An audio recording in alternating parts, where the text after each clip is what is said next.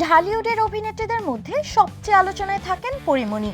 তারকাদের মধ্যে ফেসবুকে সবচেয়ে বেশি অনুসারীও তার, প্রায় 16 মিলিয়ন। এবার জনপ্রিয় podcast behind the fame with RRK এর 10ম পর্বে হাজির হয়ে একেবারে অন্যরকম পরীমণিকে দেখা গেল।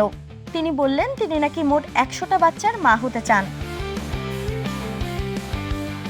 জীবনের নানা উত্থান পতন পেরিয়ে এবার তিনি নিজেকে নতুনভাবে আবিষ্কার করেছেন, আর সবকিছুর কেন্দ্রে রয়েছে তার সন্তানেরা। প্রায় 100 মিনিটের দীর্ঘ এই কথোপকথনে পরীমণি খুলে বলেন, আগে অনেক কিছু ভেবেচিন্তে করতাম না, কিন্তু এখন আমি পরিবর্তন হয়েছি। এই পরিবর্তনটা আমার সন্তানদের জন্য।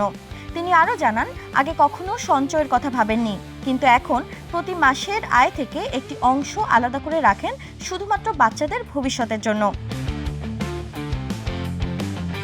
আড্ডার এক পর্যায়ে রসিকতা করে অভিনেত্রী বলেন, আমি এখন পূর্ণ আর প্রিয়মের মা, তবে আরও 98টা বাচ্চা চাই। মোট 100 বাচ্চার মা হয়ে ওদের মানুষ করতে চাই।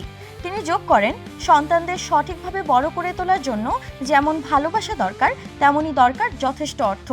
তাই তিনি আল্লাহর কাছে প্রার্থনা করেন যেন সন্তানদের মানুষ করার মতো সামর্থ্য তিনি পান।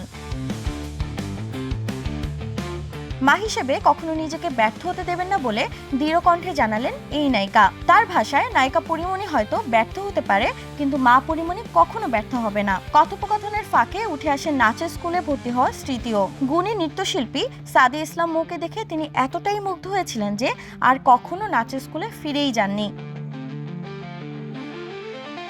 এই পুরো পর্বটি প্রযোজনা করেছেন ZI ফয়সাল। বলা যায়, ক্যারিয়ারের বাইরে এক অন্যরকম পরীমণিকে এই পডকাস্টে খুঁজে পাওয়া গেছে, যিনি মায়ের পরিচয় সবচেয়ে গর্বিত।